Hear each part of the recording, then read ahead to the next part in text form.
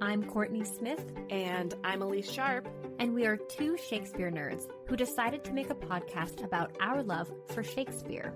In this podcast, we will tackle as many dimensions to Shakespeare's plays as we can by looking at the text, examining the historical context in which it was written, and how the text is viewed through modern lenses of feminism, racism, classism, colonialism, nationalism, ableism, all of the isms. We will discuss how his plays shaped both the past and present, and, as actors, how his plays can be responsibly performed today. All while trying our best to approach his works without giving in to bardolatry. So, Shakespeare Anyone?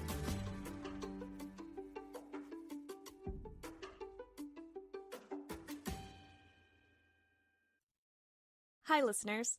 Elyse here to remind you of all the ways you can support the podcast and the work that Kourtney and I do.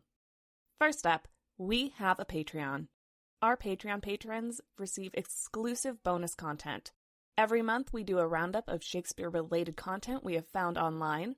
We also share Patreon-exclusive bonus episodes of the podcast. These look like extended versions of episodes you've heard here, collaborations with other Shakespeare podcasters, and Kourtney and I doing reviews of Shakespeare-adjacent media, like TV shows, movies, and books that are inspired by or loosely based on Shakespeare and Shakespeare plays. Patreon patrons also receive snail mail from the podcast, and some levels even vote on future episodes of our podcast. If you are interested in checking out our Patreon, or just the Shakespeare-related names we've given the tiers of support, head to patreon.com/Shakespeare Anyone. The link is also in our episode description. After you've done that, please rate, review, and follow us on Apple Podcasts and Spotify. Your review might even make it on an episode. You can also follow us on Instagram, Twitter, and tell a friend. Word of mouth is our best form of advertising. Thank you so much for all of the support you give the podcast. Now, on to the episode.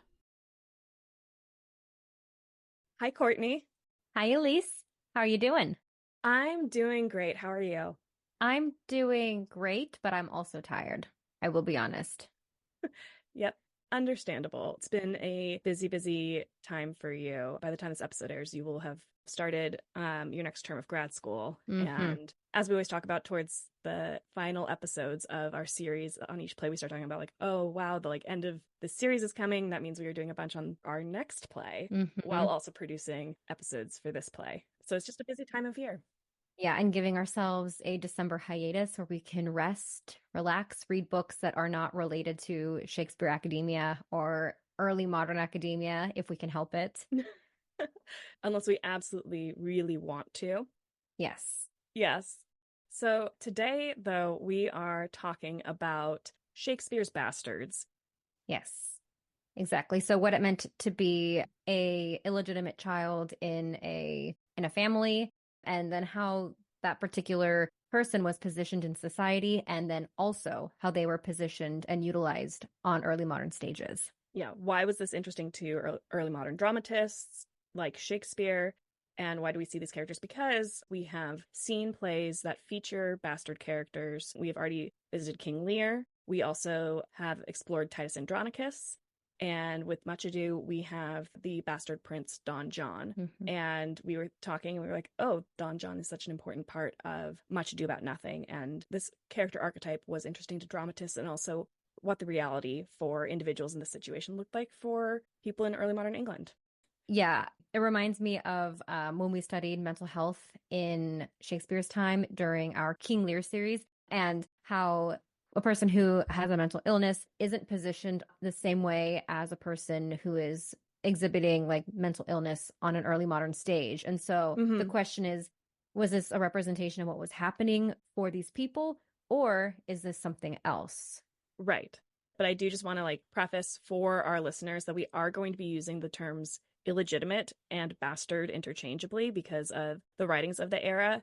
We want to recognize that there may be some listeners out there for whom the word bastard has a negative connotation. And if that is the case, then please know that we understand if this episode is not for you. We will be exclusively using the word bastard to mean a child born to parents who are not married to each other, which, according to Merriam-Webster, has not always been offensive and was a relatively neutral term until as recently as the late 20th century. Yeah. The content of this episode itself is not offensive, but the term may be offensive to some. Yes. Maybe offensive to some now. We are using it in the sense that it was used during Shakespeare's time. Yeah.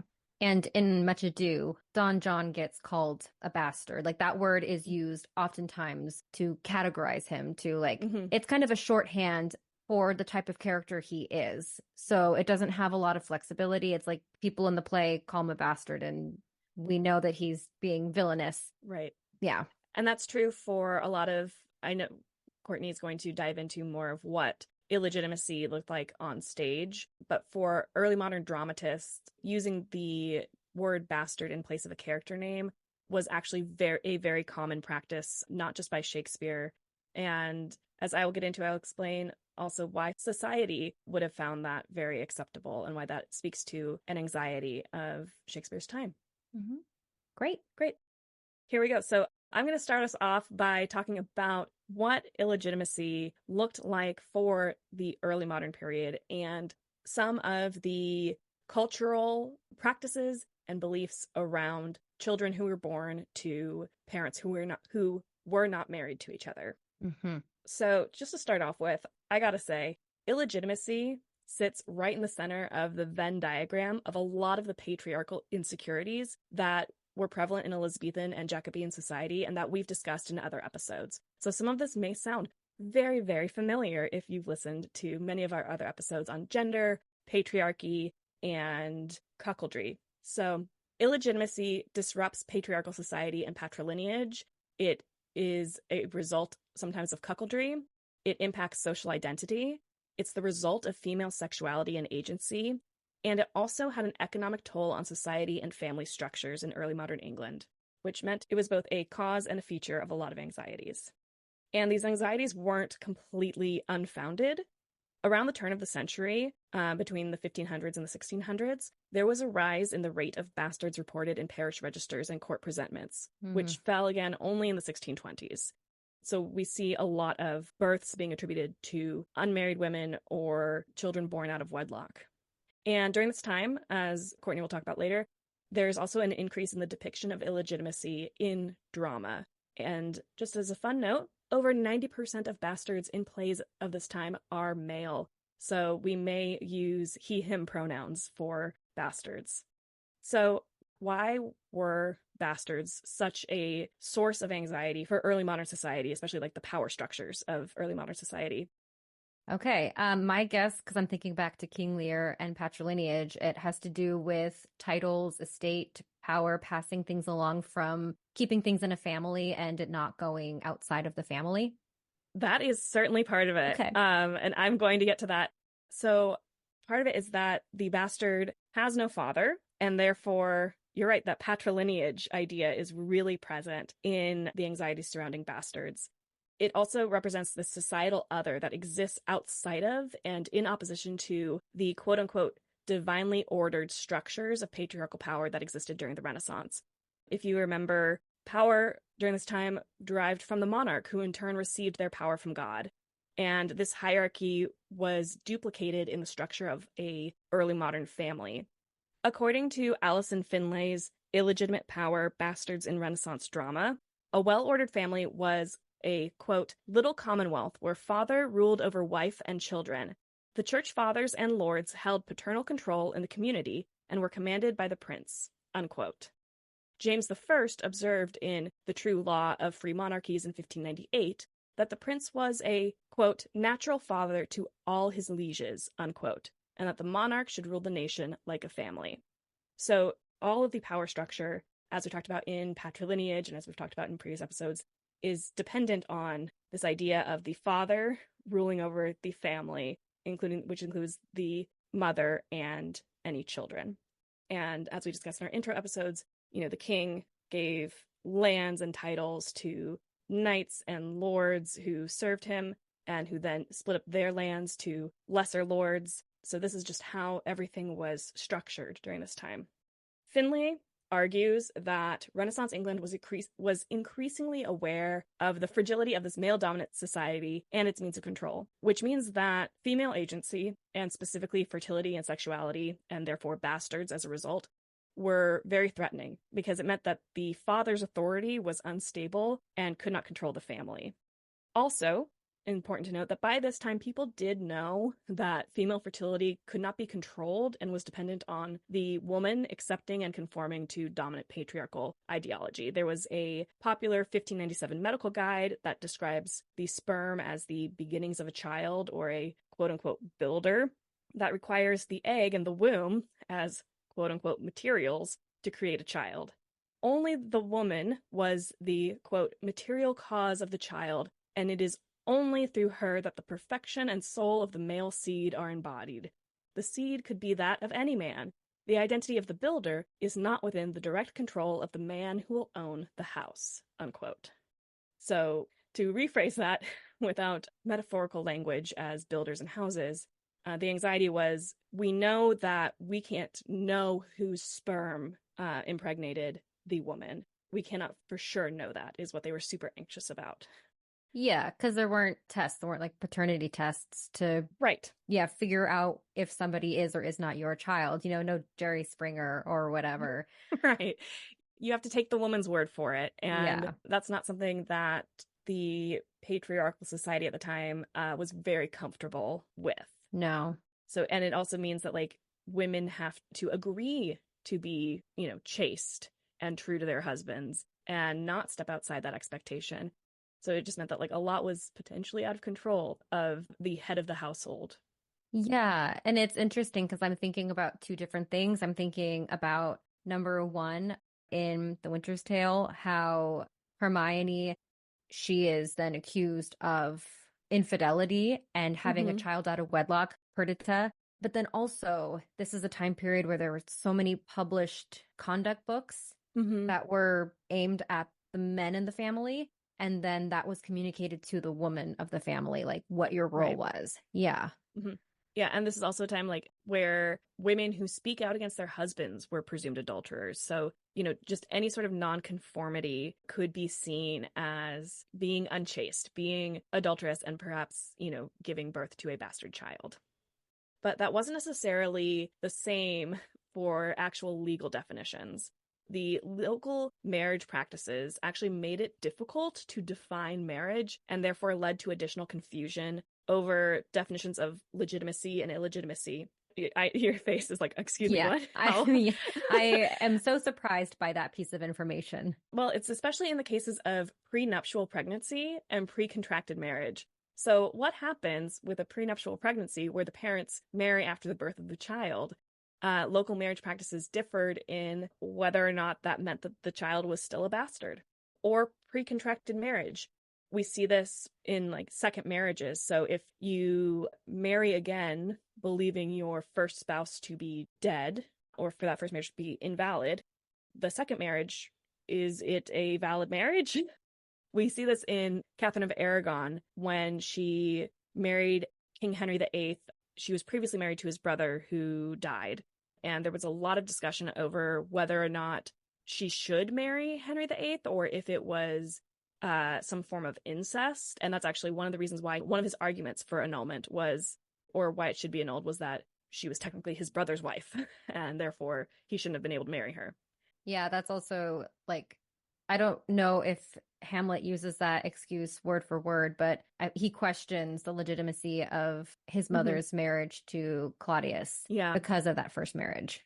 There's also, you know, a practice of secret marriages. And if you get married in secret and then you get, you know, married to somebody else later, like which marriage is valid?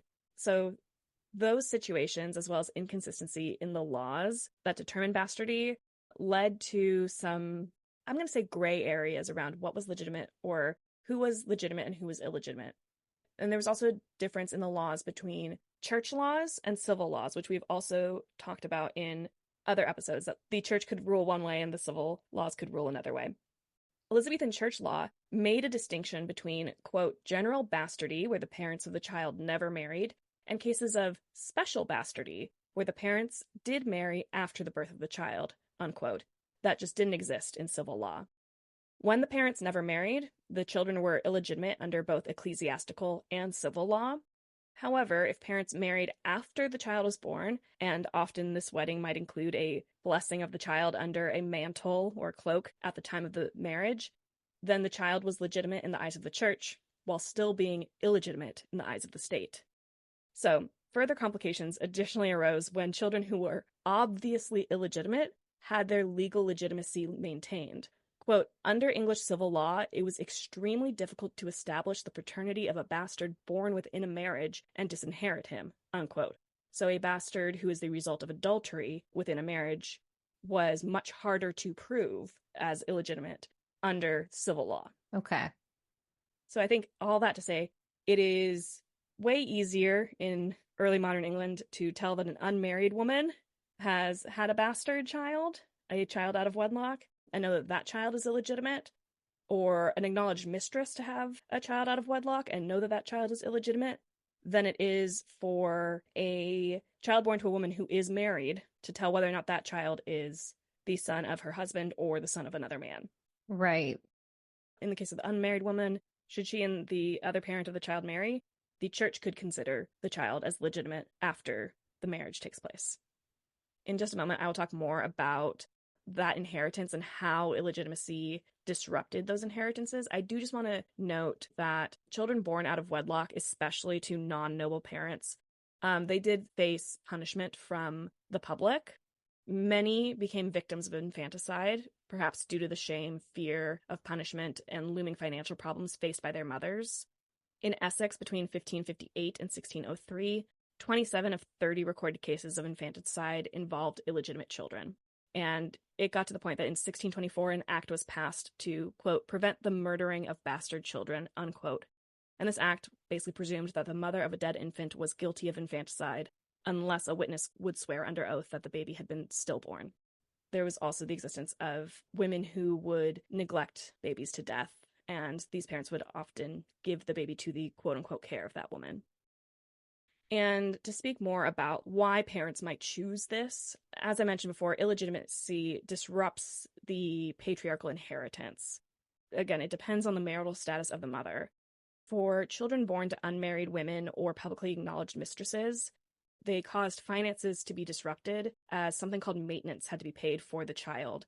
The Poor Act of 1531, quote, placed financial responsibility for the upbringing of fatherless children on the local parish, making them children of the people or children of the parish, unquote. These maintenance payments had to cover the cost of shelter, food, and clothing. So it was a cost to the local community because the child had no father to provide for them. Mm. Later poor laws of 1536, 1576, and 1579 and 1601 gave local governments power to collect taxes or poor rates to cover the cost of maintenance. This likely increased local prejudices against bastard children. The 1576 Poor Law also allowed parishes to charge the parents of the illegitimate child a sum to contribute to the maintenance cost of their child. So, in addition to this fine, parents of bastards could be punished by being whipped, put in the stocks, or forced to stand outside the church wearing a white sheet. Another act in 1609 allowed the parish to send the mother to work in the House of Correction to cover maintenance costs.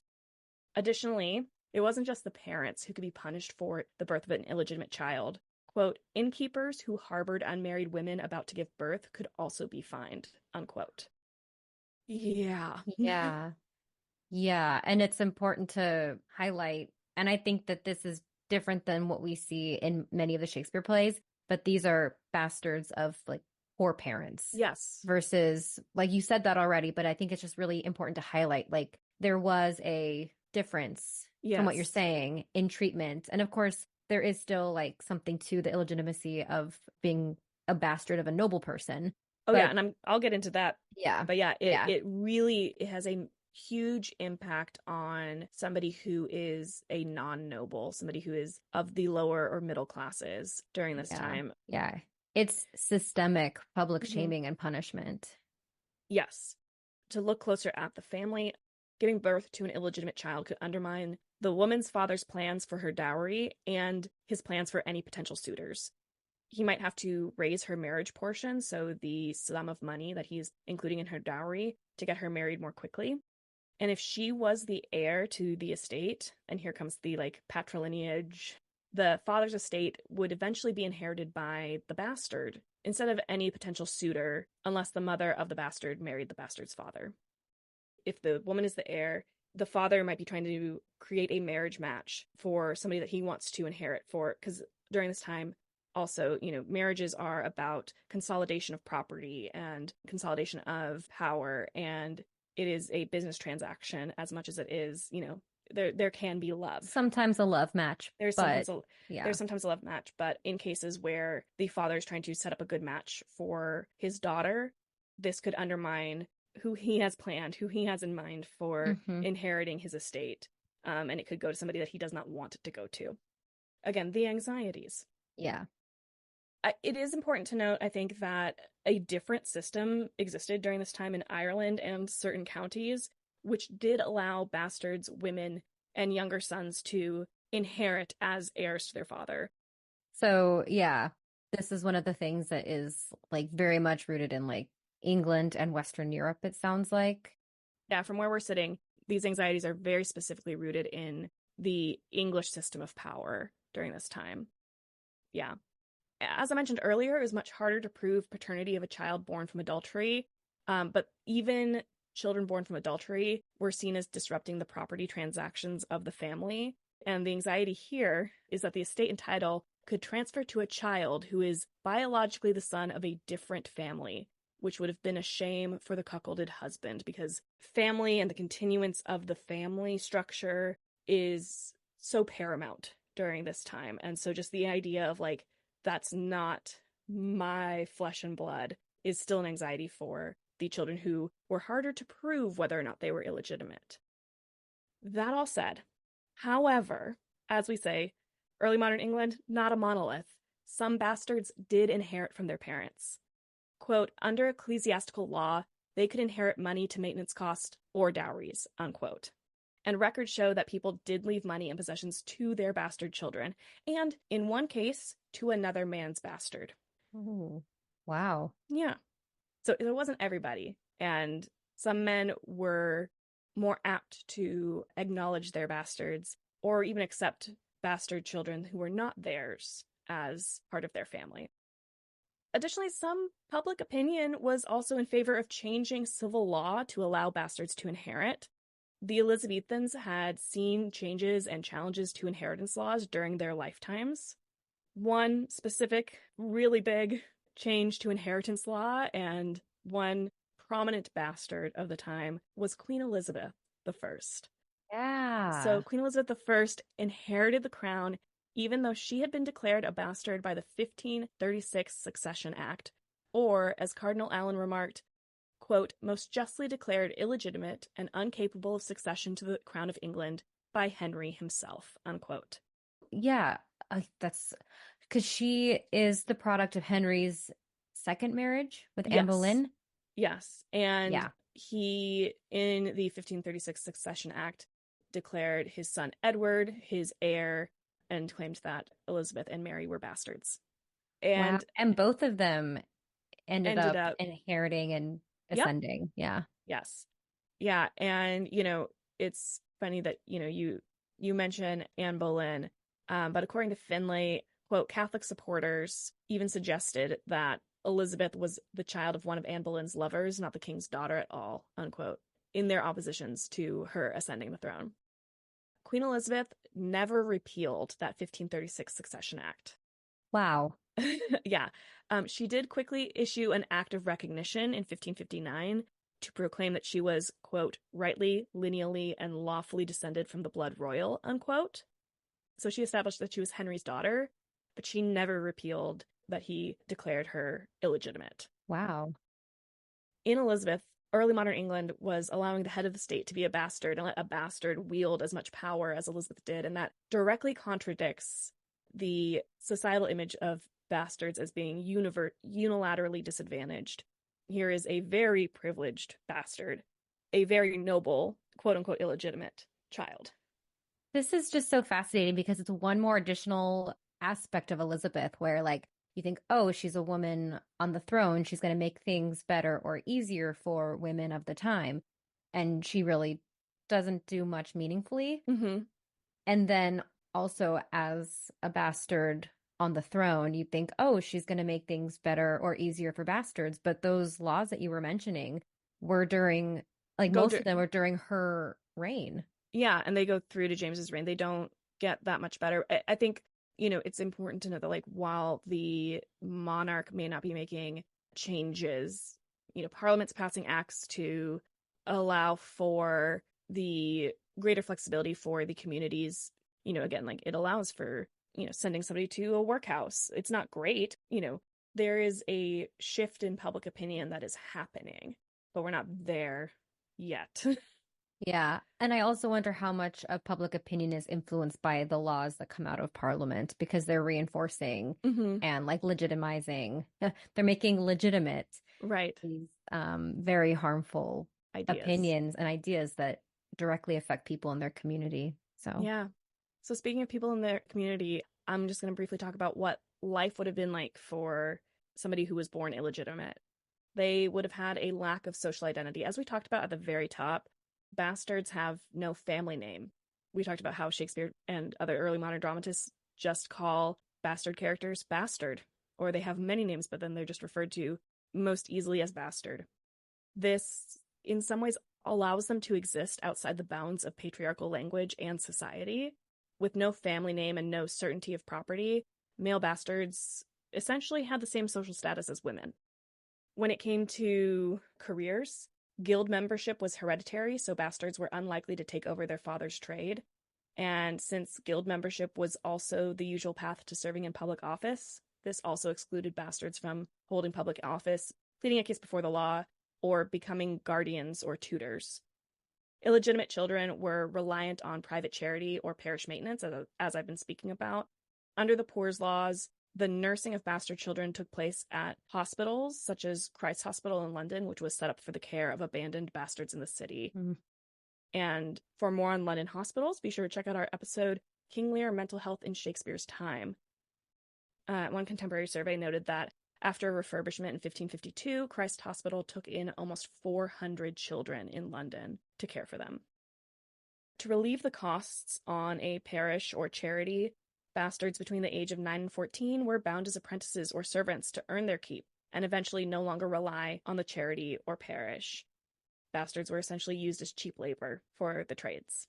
Yeah, and then their moms might be going into like the poorhouses and also being cheap labor. Or workhouses and also being forced to work to pay for them. At the same time, bastards, especially the noble ones, did have some potential for social mobility because of their lack of family name. So although they were essentially born into a lower social strata and had the same rights as women of the time, which were not a lot. They couldn't inherit property. They couldn't have, take over their father's job. They couldn't inherit money. In the upper classes, especially those who were acknowledged by royal or aristocratic fathers, they, quote, could be admitted into the legitimate family as long as it was on the family's terms. They were not allowed to share the family name, but many had names invented for them or were named after places. They were allowed to bear the family arms, provided it was distinguished with a mark to indicate illegitimacy, the band azure or the band sinister, unquote. Examples of noble bastards who were acknowledged by royal or aristocratic fathers include Henry Fitzroy, who was an illegitimate son of Henry VIII, who was made Duke of Buckingham and Lord High Admiral of England. And special dispensations, which, paying a certain amount of money, could also allow noble bastards to enter the church. Mm-hmm. For example, Cardinal Wolsey had an illegitimate son who became Dean of Wells Cathedral. Mm-hmm. And Findlay notes that royal and aristocratic fathers acknowledging their bastards and putting noble bastards in the public eye reinforced the state's authority because essentially the bastard had to accept and be complicit in the laws that made them unequal to their legitimate siblings in order to receive anything from their fathers. And that's what it was like to be a bastard in early modern England. Yeah, so there's a benefit to being born into a noble family compared to a poor family, but at the same time, you're at the mercy of people's opinion and Mm-hmm. what they are going Yeah. to allow you to have versus not have. And it's always still public, like people know. And it's not the child's fault, which I Right. know you know that, but it's Yes, it's absolutely not the child's fault, and it's just to be born into a poor or anything other than a noble family means that if you survive childhood, if you survive infancy, you're going to be ridiculed. Your parents are likely ridiculed. You are going to be put to work. You don't have a lot of say in the life that you lead, even more so than like anyone else in early modern England. But if you are born into nobility, or if you are born of a noble father, there is this kind of like massive social mobility that you can have, gaining lands and titles. If your parents have that to give, they can technically give it to you. yeah, if they want. And again, on their terms. So you have to accept whatever they're willing to give you. So that's the life of an illegitimate person in early modern England. Yeah, so that's the reality. But what happens in fiction? How do the dramatists of the time either reflect or interpret the identity of a illegitimate person on the stage? Yeah.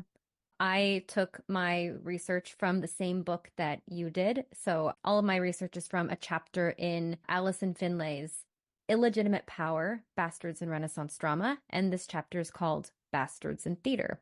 Very specific, very to the point.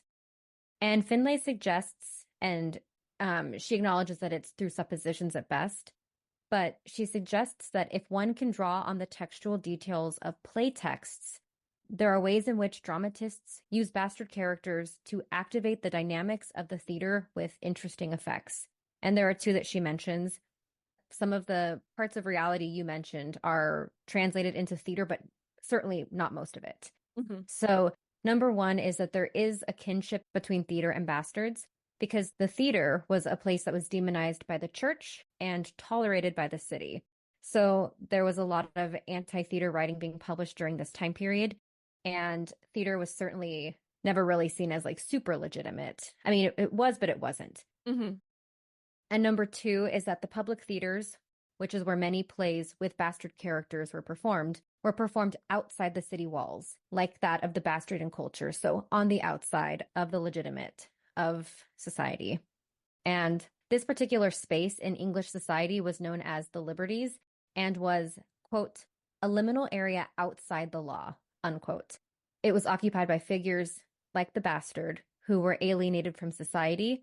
So some examples would be lepers that were sent out of the city to die, people with physical or mental ailments, those with legal anonymity, poverty, or criminal activity. And Stephen Mullaney comments that public theaters became a bastard sort of institution that was perceived, quote, an illegitimate product at best, an embarrassment if not a threat, unquote. And we've talked before about how like playhouses, while public playhouses were technically official playing spaces, Mm-hmm. there were a lot of restrictions. There was a lot of censorship. They were seen as, okay, you can do your play, but we're going to be watching and make sure you don't step outside of the bounds. Everything that you present has to be approved by the master of revels. And if it isn't, if you do something that they don't approve of, you can be fined, you can be shut down, you can be excluded from the high-paying gigs for a certain period of time. Like there's punishments and risk involved in stepping outside of the bounds of what civil society is allowing you to do, much like the noble bastards have to like accept whatever they are given.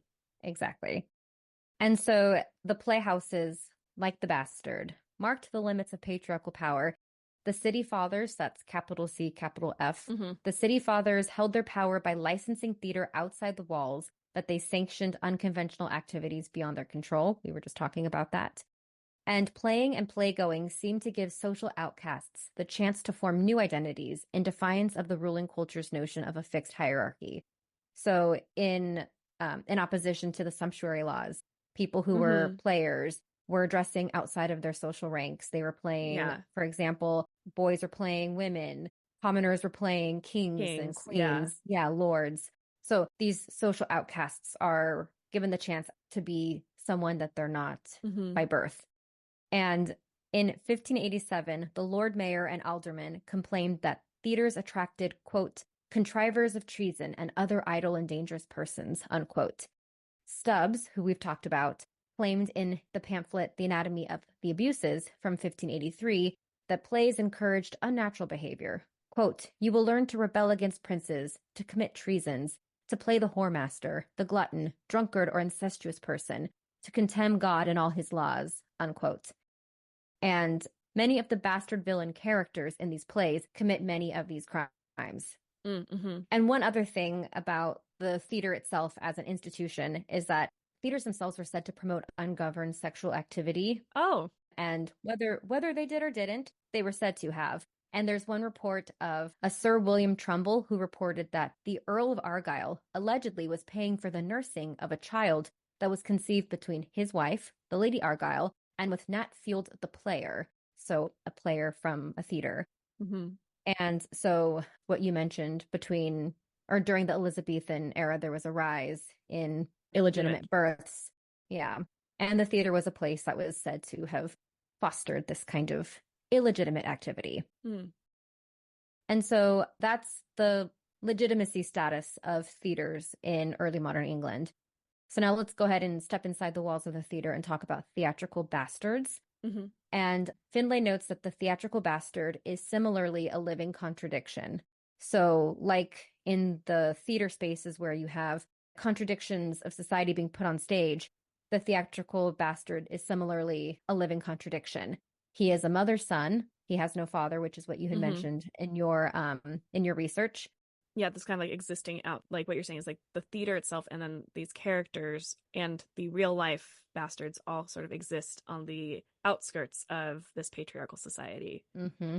Exactly. And the theatrical bastard is also defined in negative terms as an other because he is son of no one. Mm-hmm. So bastard children or illegitimate children in Shakespeare's plays often, like, the reference is to the mom, not to the father.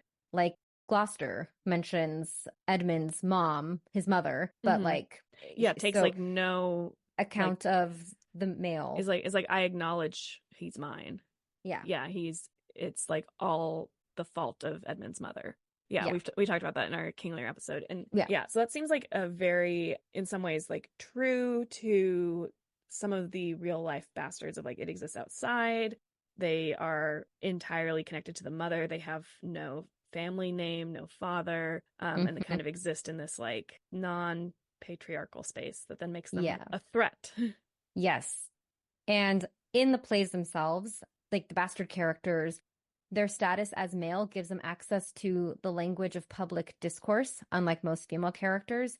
But on the flip side, his identity as bastard also excludes his speech from the most prestigious linguistic registers of the play. So, like, these characters are in between the masculine authority of the speaking play text and then also the feminine speech or silence of the audience. I think it's really it's really important to note that it is usually with the audience rather than the other characters that bastards usually share their observations and feelings. And they use a really high proportion of soliloquies and asides. Yeah, Findlay mentioned that briefly in my reading, that because they are on the outside and occupy this like external role that's not that doesn't fit in with society, they're often used to comment on what's happening in the play. Exactly. And so I'm going to primarily talk about Shakespeare's bastards, but this chapter goes into many different plays with bastard characters, and we'll do some shout outs at the end of this episode for some other plays if you want to dive into those.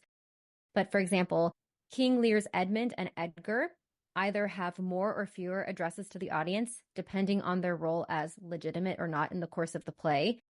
And King John's Sir Richard has over 80% of the soliloquies and asides, and they tend to be introspective, and they allow audiences to access the character's thoughts, or they also provide narratives on the play's action, and also address, in some cases, the suspicions of their legitimacies. But also, a lot of their illegitimate marginal status probably would have been reinforced spatially by placing the characters downstage.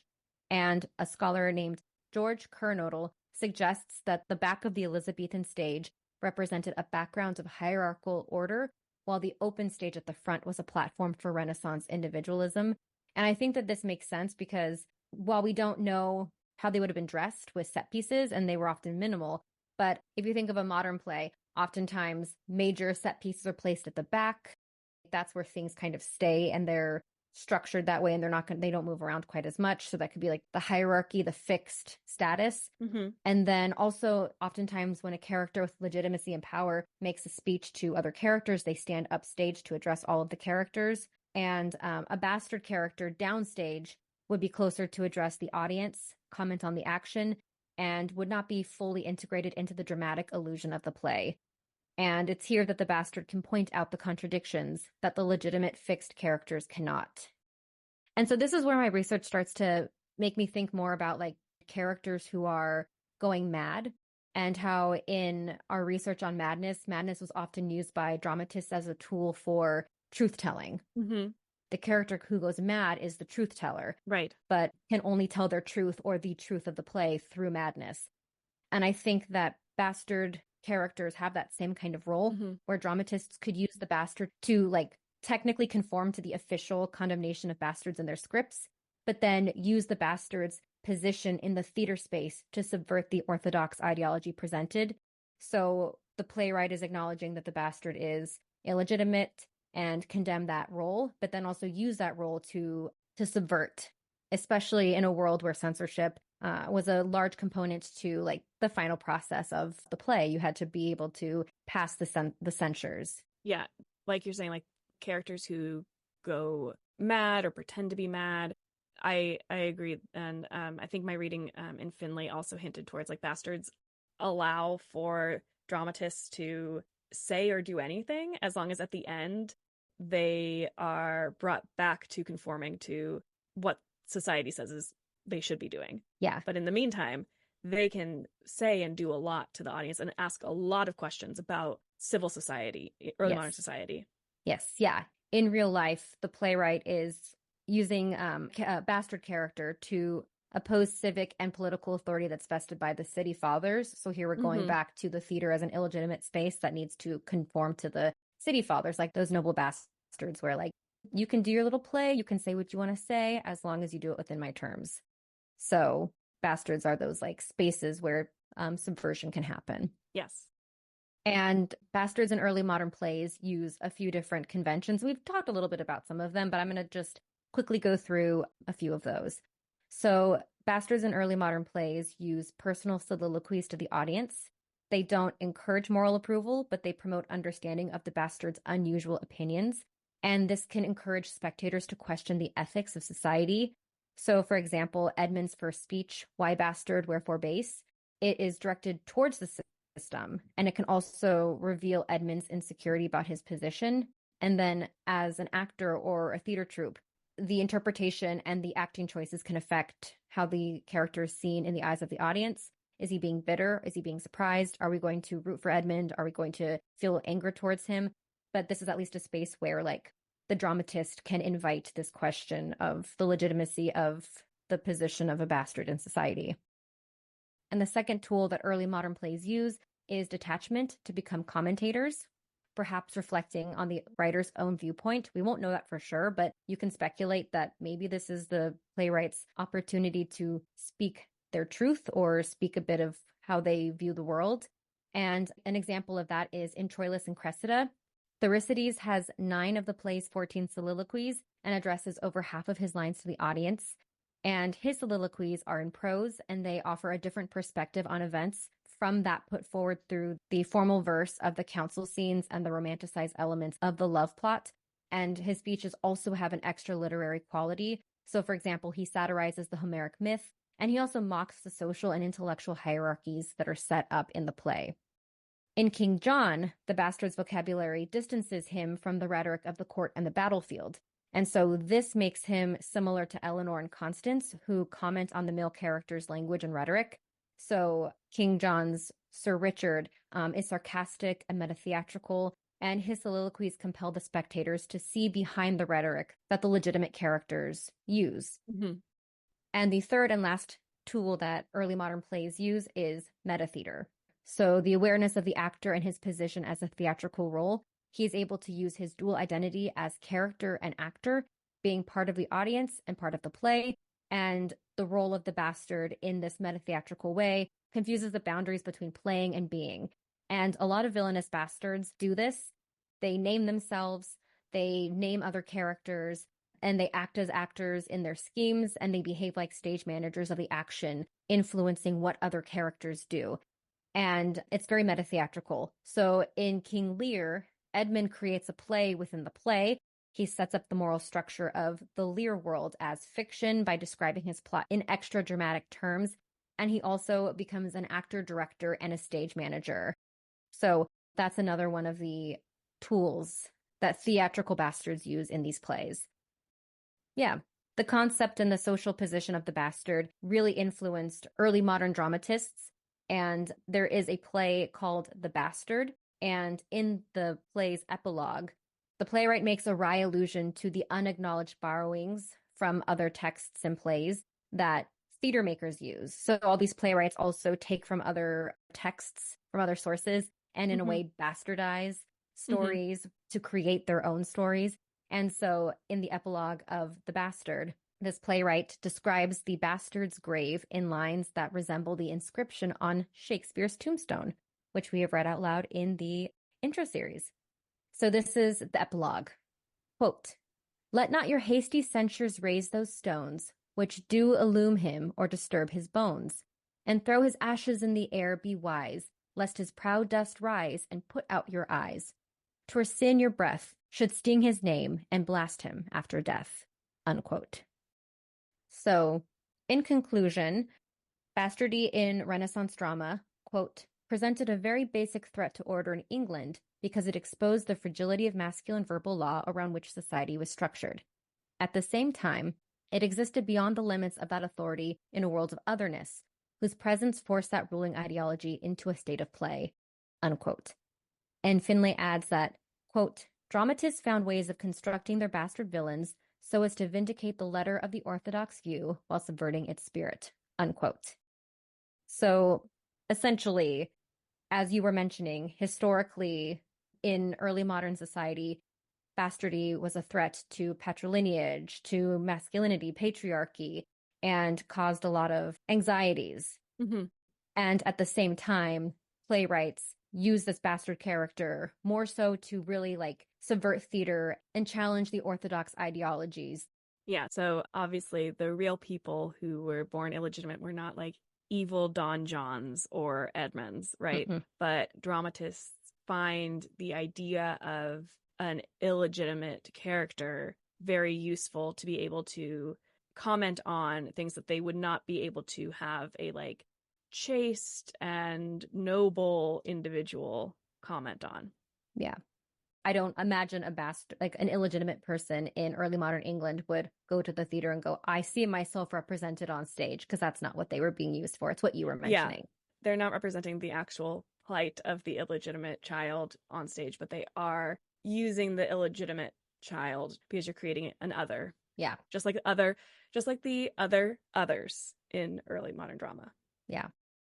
Really quickly, let's just talk about some other plays that have bastards from 1588 to 1652 that Alison Findlay lists in the appendix of Illegitimate Power, Bastards in Renaissance Drama. I'm not going to go through all of them because there are a lot, but some key ones are Henry VI, Part 1 and Part 2 by William Shakespeare, George Peele's Edward I, A Knack to Know a Knave by Anonymous, William Shakespeare's King John, which I know we've talked about quite a bit today, as well as Much Ado About Nothing, which is why we are speaking about bastards today, Thomas Heywood's Edward IV, Part 1, Lust's Dominion by Thomas Dekker, John Day, and William Houghton, Troilus and Cressida, which you mentioned, by William Shakespeare, King Lear by William Shakespeare, Ben Jonson's Volpone, or The Fox, The Revenger's Tragedy, probably by Middleton, George Wilkins' The Miseries of Enforced Marriage, A Yorkshire Tragedy by Anonymous,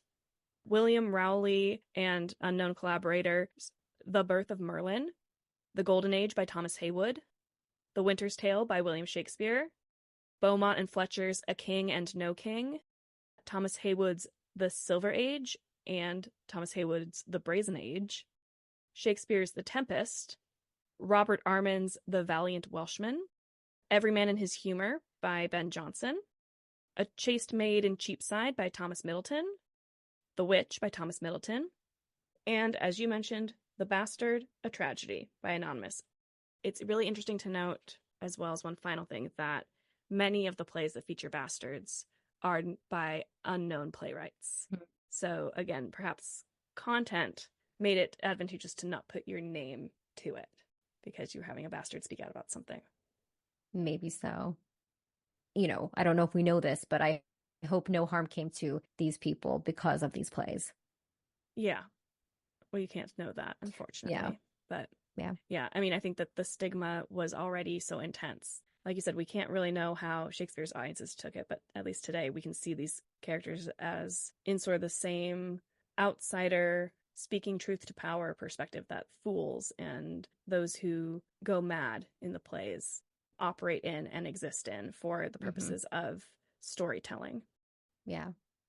And hey, going back and reading Much Ado and reading any other play with these bastard characters, maybe this will give a new insight into how we should approach them and treat them, much like how we talked about the Book of the Courtier and Don Pedro and Claudio, and how maybe they're not what we think they are. Yeah, I think it's certainly interesting to think about these villainous bastards, right? And Don John is certainly one of them, but looking at the difference between how Don Pedro has reconciled with his brother, and they do seem to have a very different relationship than Edmund and Edgar, and how much is the illegitimate child part of the social group, the noble social group, is an interesting question to ask when approaching these characters when we engage with early modern theater making today. Mm-hmm. And now, in the words of Edmund, now gods, stand up for bastards. Thank you for listening. Our kind listeners, we can no other answer make but thanks and thanks and ever thanks to our Patreon patron, David Weiss. I'm Kourtney Smith. And I'm Elyse Sharp. This is Shakespeare Anyone? Thank you so much for listening to Shakespeare Anyone. Works referenced in this episode are available in the episode description. Our theme music is Neverending Minute by Sounds Like Sander. If you would like to support us, it would help us out if you would hit the subscribe button, like us, leave a comment, write a review, share us on social media, tell a friend about us, all the things. We'd appreciate it. You can also support the podcast at patreon.com/Shakespeare Anyone. Patreon patrons get access to exclusive bonus content throughout the year. The link is also in the episode description. For more, you can visit our website, shakespeareanyone.com, follow us on Instagram at Shakespeare Anyone Pod, or Twitter at Shakespeare Anyone. For Twitter, that's Shakespeare Any and the number 1. Every other platform is spelled out like the name of the podcast. Now, because you listened all the way to the end of the credits, here's a completely random Shakespeare quote for you.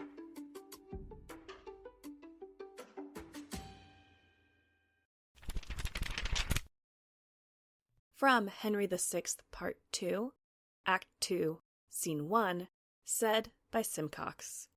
Saunders Simcox, and if it please you, master,